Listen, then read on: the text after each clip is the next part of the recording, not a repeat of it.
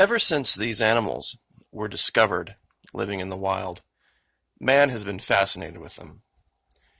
For my money, if they wanted to be, they'd be the second deadliest animal on the planet, second only to man. Yet, they are incredibly docile and primarily vegetarian. And you leave them alone, they leave you alone. That's why there's virtually no imagery or video of these animals acting aggressively in the least. But the profile of one is unmistakable. And I had made the allegation that Antarctica was a place very different at one time. Before the ice, before the snow, before whether it was pole change or whatever it was, that there was a vast civilization. And there still might be some evidence of it deep beneath the ice. There may have been pockets left. Well, in today's video, I want to show you something that I think is one of the most unmistakable pieces of evidence to back that statement up. Now, on our way there, I wanted to show you one of the things that you can do with Google Earth Pro that is really kind of fun and cool. In the upper left, once you have it downloaded to your hard drive, there's 6 commands across the top left. File, edit, view, tools, add, and help. Under tools, you'll see a selection that says enter flight simulator. When you do that, it gives you a choice. You can either fly an F-16 or an SR-22. I would recommend, unless you have a joystick and some experience with flight simulators, to stick with the SR-22. I'm going to go ahead and start the flight with the F-16 and just get us some airspeed real quick to get to the location that we're going to. And let me readjust everything here. I had found locations, and I'm sure you guys have as well, where it seems like there's something under the ice, but you can't really tell what it is. I think I figured out what that might be. If there is a civilization down there, and they're living underneath a giant dome of ice, they would need some way to vent the carbon dioxide. And some of these vents might be natural, and some of them might be just as the result of time. But they would also need ways to get through that dome and access the outside world.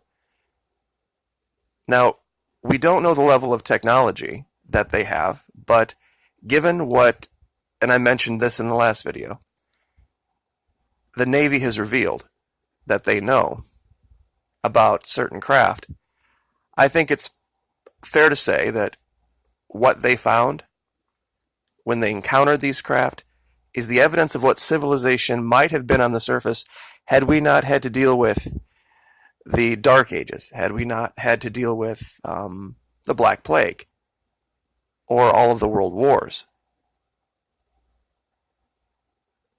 So, just a theory, and I'm going to actually show later on once we get to this location up here, and we're up to, well, we're moving faster than the speed of sound, so we shouldn't be too far away. What I'm going to show is they have marked some of these openings in the ice. And I think it's the difference between, and the reason I brought up the flight simulator is this. It's relevant. The difference between the SR-22, and which is just a little civilian aircraft, and an F-16 is pretty stark. And how they behave and the tools they use and how they operate in their environment is very, very different as well. And I think that might be what we're seeing with the difference. Some are marked for civilian, some are marked what they call civilian, and some might be for what they call their military. So we're pretty much here. So I'm going to go ahead and escape out of this. There we go. All right, now I have looked at this location about 100 times from every different direction I could possibly think of. And can you tell me what that looks like? This honestly is one of the best artist interpretations of a gorilla carrying its child underneath it, walking right to left. And when you look closely, very closely at this image, you see they even took the time to make the face here. I can't think of, this isn't an area where there's some huge mountain range that's got different levels, that's casting shadows. This shadow would be so unbelievably specific, you would even have to make the allegation that they created the ridge to cast the shadow, if it were the case, and it's not. It's just a simple ridge in the snow. But I think, once again, we're looking at art. So if anyone else has any other explanations, I've spun this around, I've looked at it from different years, and I don't know how you see anything different than that, which is why I started where I did. Now, let's go down to what I had talked about before, this marked port.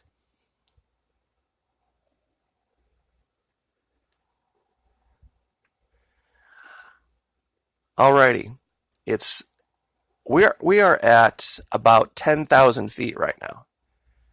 So for example, for that SR-22, that little civilian craft, that'd be pretty tall, pretty high. But of course not for an F-16. But if you look right here in the snow, there is a giant markings. I don't know what the marking means, but it's very close to 2 or 3 entry points.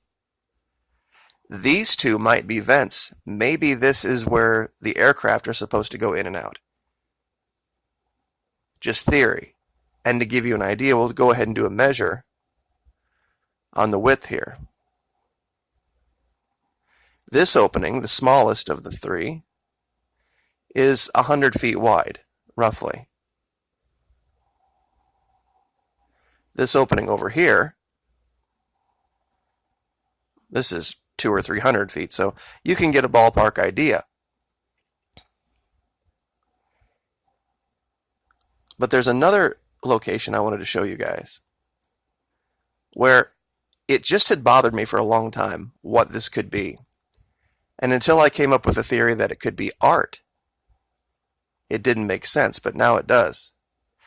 The side of this mountain has had an avalanche event. But if you look at the line, why wouldn't the whole mountain have gone? I mean, you can see where the snow has slid off here. When you look closely underneath, you can see evidence of, I guess, what they would call frescoes. Some type of writing. It's very faint, but it's there. Maybe a large, giraffe-like animal here. Pictures of different people. It almost looks like, this one's tough to see, but the head is here. The forelegs and back legs are here. Almost kind of like that gorilla feature. And that's not far from here.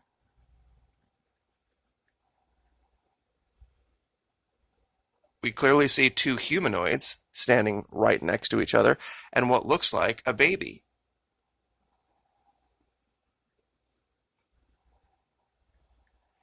Whatever these might be.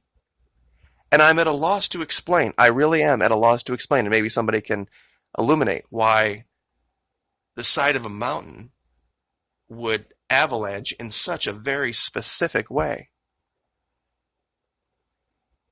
It just seems like it would go against physics. That just this ridge would maintain itself, and the place where all the pictures are would reveal. How this was done, I have no idea. But I had made the allegation before that perhaps their art, the paints they used, the techniques they used, whether they did stuff in relief, might have had some type of hydrophobic property to it. That snow or ice or water just didn't stick, or did stick in certain ways, so that they could reveal certain images. We've seen even in Peru, the Nazca lines, these giant pictures that ancient man created that would have only been appreciated from high above. I don't know why we would have an exception here. And I know I'm talking about 2 or 3 different things here, vents and access ports and art and all this kind of stuff, but it's basically putting this all together. And I think this was a real good example here. This vent is 300 feet around. And this particular kind of thing, these just cave-ins in the snow, in these huge, I mean, miles and miles and miles long sheets of just emptiness to just appear for no specific reason, might be just that. People creating vents at certain locations for specific purposes.